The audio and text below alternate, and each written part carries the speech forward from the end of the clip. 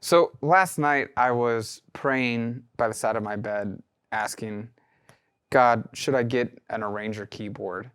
And a little voice inside my spirit said, no, those are for the real musicians.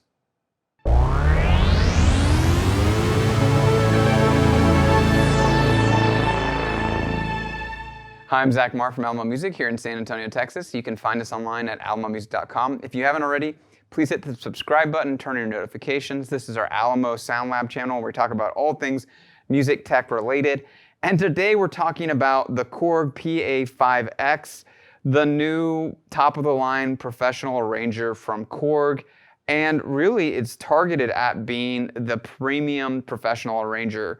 And there's not a lot of companies that play in that space. Actually, I can only think of one other one and one other product that plays in this ultra expensive arranger space, and that is Yamaha with their Genos and their Tyros and kind of their Clavinovas.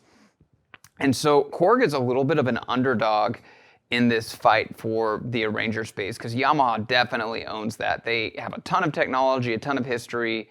Korg does as well, but they make a lot of products in that space from the top of the line stuff all the way down. And really the question and the thing that gets asked a lot online is, should I trade in my Genos for a Pa5X? And we're going to talk about that today. We're going to also talk about the Pa5X in itself, not comparing it to the Genos.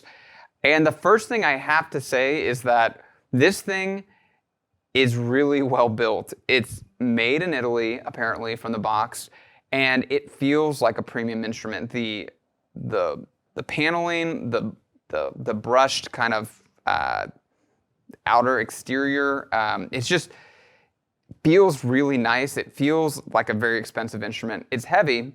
The touchscreen, the way it's packaged, it just feels like a premium instrument, and Korg really, I think, went out of their way to make people feel like they were getting something that was well built and of quality. It's interesting because Yamaha's approach is different with the Genos. It's equally expensive, but it's really portable and light. And I think that's an interesting choice. This is not portable and light. I mean, it is portable. It's not light. They didn't choose materials that were lightweight, even though I think the target audience for this is one that takes this around. This is, to me, Arranger keyboards are for the guy or the lady that has to play everything.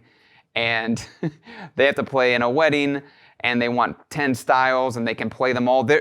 My joke earlier was, you have to be a real musician, and I should qualify that, but a guy or gal that can play any style, is comfortable improvising and making songs on the fly and doing covers. It's like the do-it-all. It's your friend that can play quickly a cover of anything and do an arrangement of anything just on the fly. It's that person. Maybe they're not super into sound design, but they're a mad key player and they have a great musical sensibility. They've played in bands. They've played every genre of music. And they may work at a church, and the church has they have their traditional service, then they have weddings that they do, then they have the rock service, or they may be someone that goes out and does a lot of events for fairs, and they don't have a whole band, but they can do enough and play enough to make the crowd really enjoy the music. And that's what the Arranger market in my mind is. Also the guy that likes to quickly compose songs and have kind of a workhorse instrument to help him or her in the song construction process. So I think those are the two markets.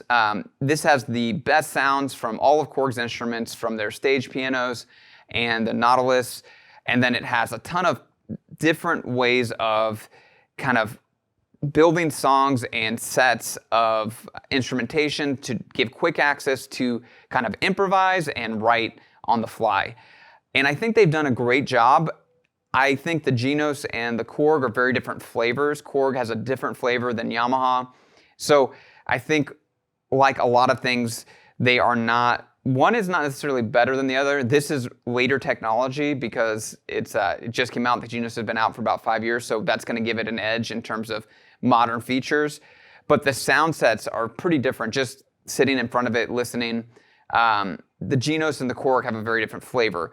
Another kind of key thing on the Korg is this X fader. It's almost like, I almost feel like it was borrowed from the DJ world, where you're transitioning from one song to the other, and you can kind of fade in between, and then and that's part of like move. It's perfect parallel. This is almost like you're at a wedding and you're transitioning into the next song. You can set it up and fade into the next arranger and kind of set of instrumentation so that you can just seamlessly transition. A lot of people have mentioned online that you can also do some really interesting kind of layering, so it's not like a one-to-one, it layers, it slowly transitions. So there's some really interesting musical possibilities to be explored there, and I think super users are already kind of attacking that part of it as a really nice, fun thing that's here and something that's gonna breed a lot of cool musical ideas.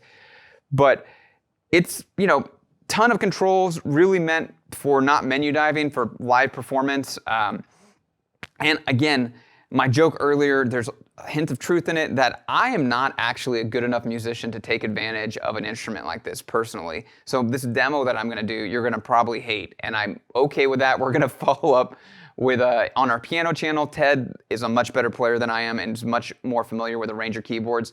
But I wanted to feature this because I think it's a really cool piece. I applaud Korg for putting themselves out there and competing against the Arranger market, which really is the Yamaha Arranger market, and putting something and trying to push the limit of what's possible in the Arranger world.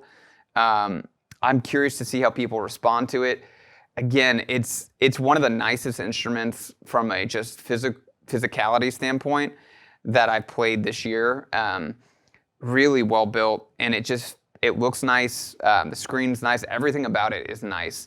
So I think that's always, sometimes in the keyboard world, people are like, well, it's just what's inside that matters. It's the instrument itself doesn't need to be particularly beautiful, but this is really kind of a work of art in a sense. So I'm going to play a very brief demo, and then I'll conclude with some final thoughts. Please don't hold it against me if the demo's not up to your standard. I think it's hard to demo these if you're not a really great musician. And again, I will come forward and say I'm a mediocre, I enjoy playing. But let's conclude with some final thoughts.